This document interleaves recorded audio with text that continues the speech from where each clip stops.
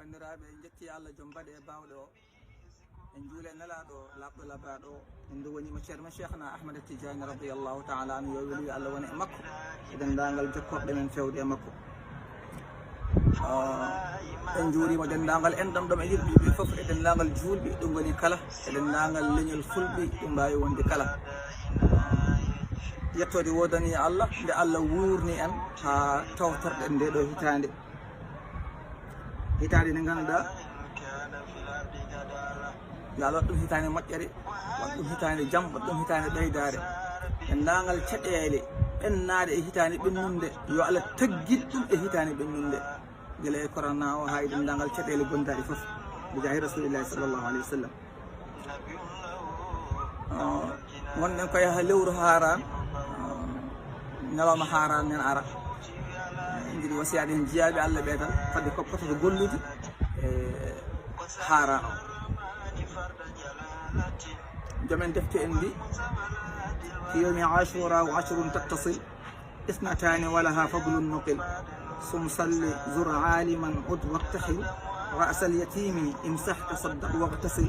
ووسع على العيال قلل غفرا وصورة الإخلاص ألفا تقرا ɗeɗo gueɗe sappo e ɗiɗi ene yiiɗa waɗede e ñalawma harana o woni ñalawma janggo o wonande yaaruɓe aset ɓe walla ñalawma ɗon ɓaw janggo o wonande yaaruɓe alet ɓe gueɗe sappo e ɗiɗi watte hen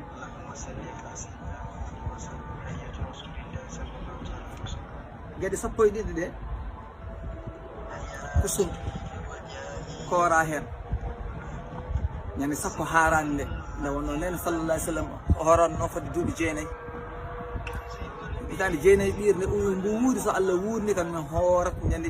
9 wadde hen ñande sappo so Allah waɗi o wuurani o tawtoraki kono omo haalno hadis goɗɗo sallah alih sallam o wi tinnuɗe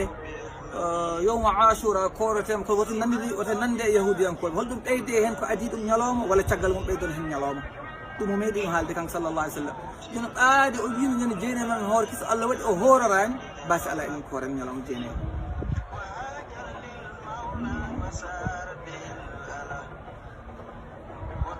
sum salli rewi hen juula ko mba kattanɗa hoyno kattanirɗa foof darɗe mbawɗa foof kono min suuɓa hen wadde salatul nouraniyati yiita salatul nouraniyati darɗe nayyi mbatta darde aɗa wonnide mbaɗa fatiha mbaɗa qul huwallahu ahad laabi sappo gagga e koppi darde ɗumni mbaɗa fatiha mbaɗa qul huwallahu ahad laabi nogas darde tati ɓiiri mbaɗa calmina darde tati ɓiiri mbaɗa fatiha qul huwallahu laabi 50 darde nayyi ɓiiri mbaɗa fatiha mbaɗa qul huwallahu laabi 50 woni salli o zour aliman ñalawma haran yiiɗa juuroyɗa hen gando kala ɗo moƴƴo woni e diwan mon jeehe juuroyde ɗum ne moƴƴi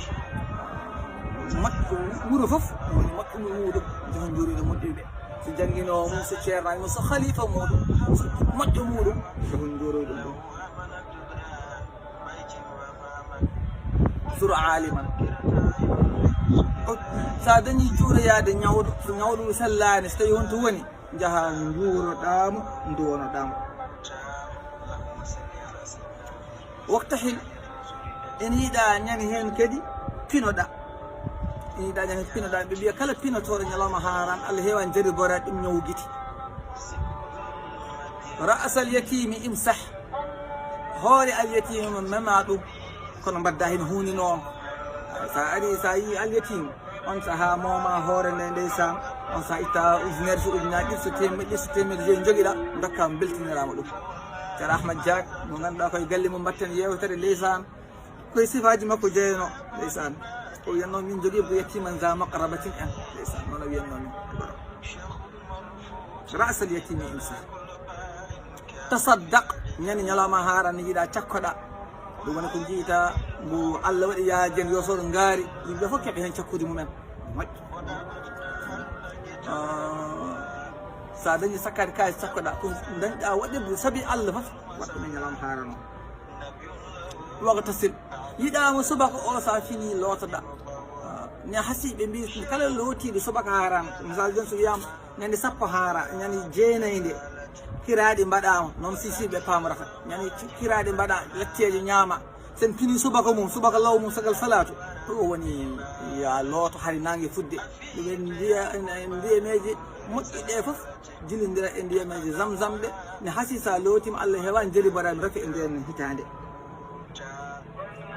wa wassia ala l iyali hanin taw faɗani mi waɗa ɗo yewtere yaaji kono wa wassia ala l iyali jaajina koreji ma enɗam ma woni yimɓe galle ma casa hirani bi manan tawi mbaɗanɗa ko lacciri ɓeyda hen tew tawi mbaɗanɗa ko lacciri te saɗa wawi wadde tew tan fewde ha moƴƴa mbaɗira noon saɗa wawi kadi wadde cooke en ya Allah hankkadi ya Allah cetti en hankkadi dañ ñaɗɗele jirwuɗi belɗe ɗe saɗa wawi ɗum on saaha kadi mbaɗa ɗum moƴƴa wasi allah sallllahu alayhi wa sallam wi man wasi'a ala iyali yawma ashura lam yazal fi sa'atin sa'ira sanatihi nalaɗo sallah sallam wi kala jaajanowo ɓesgu mum ñani ashura o defanaɓe kiraɗe belɗe ha ɓeɗe maɓɓe ɓuuɓa cooda jus uji cooda firwiji foof noose ha ngala hitani nden ɗon arore nde a serata e yaajede deke kala mo ganduɗa ko joom galle yo tinno yaaj men joom galle yo galle muɗum on saaha sooda ñaɗɗele belɗe galle o weltoro ɗum ɓe ganduɗa ko lacceje belat ɗumen eñen harani yo mbaɗ lacceje mumen ɓe ganduɗa noon cetti belat ɗumen yo mbaɗ cetti ɓe ganduɗa kadi welat ɗumen ko tebbuji defaɗe juɗɗade moƴƴinade ha moƴƴi walla gartoɗe mum on saaha kadi naka yo mbaɗɗo ɗum moƴƴi sallah sallam wi noon o wassi ala l iyali ɗallim zufra koltoɗa ceguineji ma wi kala kolto ceguineji mum ñalawma haara Allah heewa jadi ba rafi bita rafi baras o jagat ko juuɗe wa surat al ikhlas alfan taqra janga surat al ikhlas woni qul huwa allahu ahad laabi ujunere e ñalawma o laabi ujunere qul huwa allahu laabi tati ko deftere ko silki qur'ana woni ɗon sa janngimo laabi ujunere on saaha ina wayni a sotti fittanoma e jeygol jahannam ɗeɗo geɗe sappo e ɗiɗi woni geɗe jiɗade e waɗade ñalawma haara en duwanima dendagal enɗam ɗam foof yo Allah rokku en tawtere o saaha mo wuuri yewtere nde noon ɓennata koye télé men koye téléji kesi ɗi Toro TV mo ceerno Ali ceerno Boucar Sada Jiggu mo ganduɗa kañum ardi golle ɗe yo Allah yomo moƴƴere kanko ne yo sare kadi so Ndiaye Pendaw TV heeɓi hen fa hayrun so duɗal page Facebook duɗal ceerno Mamadou Ahmad Diack so heeɓi hen kadi fa hayrun no sorori foof julɓe kadi keɗo nana gollira ɗumne kadi yo Allah jaɓani en yo Allah rokku en tawtere o saaha mo wuuri caɗele gondaɗe woni coronavirus o yo Allah ittanen ɗum bijayi rasulillahi sallllahu alayhi wa sallam jooɗima dendagal enɗam ɗam yimɓeɓe foof ɓe mbatta haqqille kadi e chaine men keso o Toro TV gueɗe baɗɗe fayida e gueɗe diiniyankoji gueɗe gendiyankoɓe gueɗe moƴƴereji kala inchallahu ma rew toon so wonde elede Allah yimɓe mbatta hen haqqille allahuma salli ala rasulillahi sallllahu alih w sallam yo waɗanno on yewtere nde ko musidɗo men Mamadou Ahmad Diack salatu rabbi samadi ala nabi almumajjadi muhammadin wa ahmadi safiyina almutammami wa aleykum salam wa rahmatullah wa barakatuh